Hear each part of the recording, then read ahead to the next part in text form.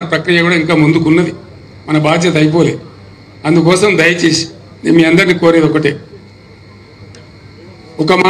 మాట చెప్తా మీకు. నేను ఇంత జల్దీ 4-5 నెలల్లోనే ప్రజల నుంచి ఇంత వ్యతిరేకత కొనుక్కున్న ఈ ప్రభుత్వం కొసముట్టే ప్రభుత్వం కాదు.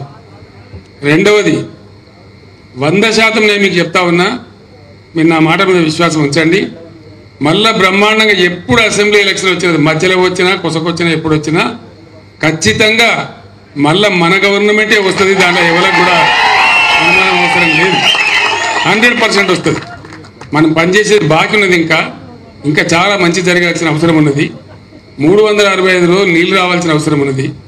నాకు 2 విషయాలు మీరు మామూలుగా చిన్న ముచ్చట, 9 ఏళ్ళు బ్రహ్మాండంగా వచ్చిన కరెంటు ఎందుకు వస్తలేదు? నడిచిన తోవే కదా. మీరు కొత్తగా గడపార్లు బట్టి తవ్వేది లేదు, బాయిలు తవ్వేది లేదు, పుడికలు తీసేది లేదు. నడిచినట్టు నడిపితే అయిపోయేది కదా. వస్తలేదు కదా, కోతాను కదా, కోతలు పడుతున్నాయి కదా. మంచినీళ్ళు ఎందుకు మాయమైనా నాకు అర్థం కాదు. మిషన్ భగీరథ మళ్ళా బిందెలు బట్టి మోసుడేంది? ఇంతకన్నా దుర్మార్గం ఉంటుందా? దవాఖానాలు మంచిగా చేసినాం, ఫస్ట్ క్లాస్గా చేసినాం. కేసీఆర్ కిట్ అని వ్యాన్లు పెట్టి బండ్లు పెట్టి అమ్మాయిలను తీసుకెళ్ళి ప్రసవం చేయించి మళ్ళీ పైసా ఖర్చు లేకుండా ఇంటికాడ దించినాం. వాళ్ళ చేతులు ఆడపిల్ల పుడితే 13,000 పెట్టి, మగపిల్లవాడు పుడితే 12,000 పెట్టి బ్రహ్మాండంగా ఓ కేసీఆర్ కిట్ ఇచ్చి వాళ్ళని ఆదుకున్నాం. ప్రైవేట్ దోపిడీ బంద్ అయిపోయి గవర్నమెంట్ దవాఖానాల ప్రసవాలు బాగా అయినాయి. మళ్ళీ ఇప్పుడు తారుమారు అయిపోయింది, కింది మీద అయిపోతా ఉంది. కేసీఆర్ కిట్ లేదు, న్యూట్రిషన్ కిట్ లేదు, ఆ కథ లేదు. 2 వార్తలు వచ్చినాయి ఇవాళ. వరంగల్ ఎంజీఎంలో దుర్భరమైన పరిస్థితుల్లో ఎయిర్ కండిషన్లు పనిచేస్తలేవు, కొత్తగా పుట్టిన చిన్నపిల్లలు ఎండకు అల్లాడుతున్నారని ఆ తల్లులు గోసపడుతున్నారని చెప్పి పేపర్లో వార్త వచ్చింది. అట్లనే ఆదిలాబాద్ జిల్లా రిమ్స్లో కూడా చాలా దారుణంగా ఉన్నది. చచ్చిపోయిన పీనుగులు దుర్వాసన పడుతున్నాయని చెప్పి మార్చిలు చేయాలంటే డాక్టర్లు భయపడుతున్నారని వార్తలు వచ్చింది. ఇంత మాయలేమే, గింత తొందరలనే, గింత ట్రాక్ ఎట్లా తప్పుతుంది?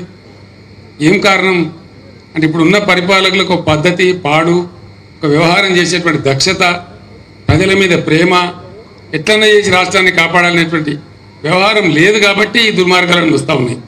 అంటే దాని అర్థమైంది, వీళ్ళ వల్ల కాదు, వాళ్ళు చెయ్యరు, చెడగొడతారు. మళ్ళీ బాగు చేయాల్సింది కూడా మన బాధ్యతనే ఉంటుంది. మళ్ళా మనం వచ్చేదాకా ధీటుగా పనిచేసి తెలంగాణ రాష్ట్రం కోసం, ప్రజల కోసం ఈ పార్టీని ముందర తీసుకొని పోవాలి. మధ్యలో ఇప్పుడు వచ్చినాయి పార్లమెంట్ ఎలక్షన్. మీరందరు పేపర్లలో చూస్తున్నారు.